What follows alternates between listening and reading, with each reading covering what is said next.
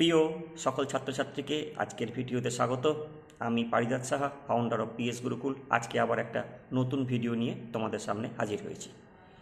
আজকে আমরা মূলত আলোচনা করব ষষ্ঠ শ্রেণীর দ্বিতীয় পর্যায়ক্রমিক মূল্যায়নের ইতিহাস বিষয় নিয়ে। এর আগে ষষ্ঠ শ্রেণীর গণিত এবং বিজ্ঞান বিষয়ের ভিডিও আমার চ্যানেলে আপলোড করা আছে। যারা এখনও এই ভিডিওগুলো দেখোনি তারা চ্যানেল পেজে গিয়ে এই ভিডিওগুলো একটু দেখে নিই। আশা করি এর আগের ভিডিওগুলো তোমাদের ভালো লেগেছে এবং এই সিরিজের আমাদের তৃতীয় ভিডিও অর্থাৎ ইতিহাস বিষয়ের যে ভিডিও আজকে আমরা আলোচনা করব সেটাও তোমাদের অনেক ভালো লাগবে এবং তোমরা অনেক বেশি উপকৃত হবে। তো মূল ভিডিওয়ে যাওয়ার পূর্বে তোমাদেরকে বলে নিই, যারা প্রথমবার এই ভিডিওটি ভিজিট করছো বা এই ভিডিওটি দেখছো তারা অবশ্যই চ্যানেলটিকে সাবস্ক্রাইব করে দিও এবং পাশে থাকা বেল আইকনটি প্রেস করে দিও, যাতে আমার পরবর্তী ভিডিও আপলোড করলে তার নোটিফিকেশান সহজেই তোমাদের কাছে পৌঁছে যায়। আজকের এই আলোচনা কতগুলি পার্টে করা হবে, তাহলে আজকের এই আলোচনা বেশি দীর্ঘায়িত না করে চলো সরাসরি ভিডিও শুরু করা যাক। তবে তোমাদেরকে বলে রাখি, যারা এই ভিডিও দেখছো তারা এই ভিডিওর লিঙ্কটা তোমাদের বন্ধুদের সঙ্গেও শেয়ার করো, যাতে তারাও এই ভিডিও দেখে উপকৃত হয়। তাহলে চলো শুরু করা যাক আজকের আলোচনা। তোমাদের পরীক্ষার সিলেবাস হলো ভারতীয় উপমহাদেশের প্রাচীন ইতিহাসের ধারার দ্বিতীয় পর্যায়, খ্রিস্টপূর্ব ষষ্ঠ শতকে ভারতীয় উপমহাদেশ, সাম্রাজ্য বিস্তার ও শাসন। এখন প্রত্যেকটা অধ্যায় থেকে তোমাদের সর্বমোট এমসিকিউ করতে হবে 10টি এবং প্রত্যেক অধ্যায় থেকে এমসিকিউ থাকবে 4টি করে। ঠিক একইভাবে প্রত্যেক অধ্যায় থেকে এসএকিউ অর্থাৎ 1 নম্বরের প্রশ্ন থাকবে 4টি করে, সর্বমোট 12টি। সেখান থেকে তোমাদের 10টি প্রশ্নের উত্তর করতে হবে। একইভাবে 3টি অধ্যায় থেকে 3টি অধ্যায়ের প্রত্যেকটি থেকে তোমাদের 2 মার্কসের প্রশ্ন থাকবে 2টি করে। টোটাল তোমাদের প্রদত্ত প্রশ্ন থাকবে 6টি, সেখান থেকে তোমাদের উত্তর করতে হবে 4টির। প্রতিটি অধ্যায় থেকে তোমাদের একইভাবে 3 মার্কসের প্রশ্ন থাকবে 2টি করে।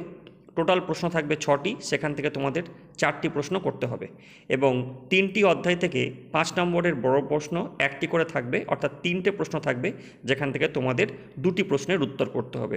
অর্থাৎ সর্বমোট তোমাদের পরীক্ষার প্রশ্ন মান 50।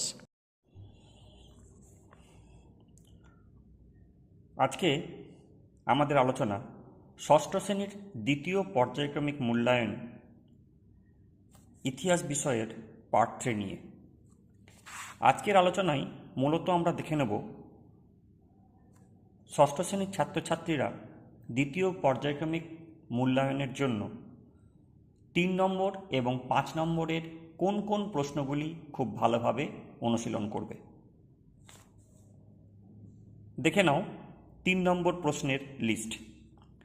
নিম্নলিখিত প্রশ্নগুলির উত্তর দাও। প্রতিটি প্রশ্নের মান হচ্ছে 3।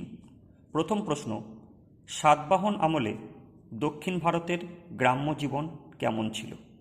দ্বিতীয় প্রশ্ন, আদি বৈদিক যুগে নারীদের অবস্থা কেমন ছিল? পরবর্তী বৈদিক যুগে নারীদের অবস্থার কীরূপ পরিবর্তন ঘটে?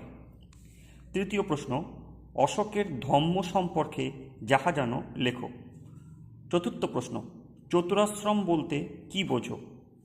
পঞ্চম প্রশ্ন, বৈদিক যুগের শিক্ষা ব্যবস্থার পরিচয় দাও। ষষ্ঠ প্রশ্ন, বজ্জীদের উন্নতির জন্য গৌতম বুদ্ধ কি উপদেশ দিয়েছিলেন? সপ্তম প্রশ্ন, অর্থশাস্ত্র কে রচনা করেন? অর্থশাস্ত্রের বিষয়বস্তু লেখো, বা প্রশ্ন আসতে পারে অর্থশাস্ত্রের গুরুত্ব লেখো। অষ্টম প্রশ্ন, ষোড়শ মহাজন পদ সম্পর্কে যাহা জানো লেখো। এরকমভাবে প্রশ্ন আসতে পারে, অথবা আসতে পারে ষোড়শ মহাজন পদ টিকা। এই কটি প্রশ্ন তোমরা 3 নম্বরের প্রশ্ন হিসাবে খুব ভালোভাবে প্র্যাকটিস করবে। চলো এবার দেখে নেওয়া যাক দ্বিতীয় পর্যায়ক্রমিক মূল্যায়নের 5 নম্বরের কোন কোন প্রশ্নগুলি খুব ইম্পর্টেন্ট হতে চলেছে। প্রথম প্রশ্ন, সমুদ্রগুপ্তের রাজ্য বিস্তার ও কৃতিত্ব আলোচনা করো। দ্বিতীয় প্রশ্ন, খ্রিস্টপূর্ব ষষ্ঠ শতকে ভারতে নব্যধর্ম আন্দোলন গড়ে ওঠার কারণ আলোচনা করো। তৃতীয় প্রশ্ন, শেষ পর্যন্ত মগধ মহাজন পদ শক্তিশালী হয়ে ওঠার কারণগুলি লেখো। চতুর্থ প্রশ্ন, হর্ষবর্ধনের শাসন ব্যবস্থার সংক্ষিপ্ত বিবরণ দাও। পঞ্চম প্রশ্ন, প্রথম নগরায়ন অর্থাৎ হরপ্পা এবং দ্বিতীয় নগরায়ন অর্থাৎ মহাজনপদের মধ্যে কোন কোন ধরনের পার্থক্য তোমার চোখে পড়ে? এই প্রশ্নগুলি দ্বিতীয় পর্যায়ক্রমিক মূল্যায়নের জন্য ষষ্ঠ শ্রেণীর ছাত্রছাত্রীরা খুব ভালোভাবে অনুশীলন করবে। আশা করা যায় এখান থেকেই তোমরা 100% কমন পাবে।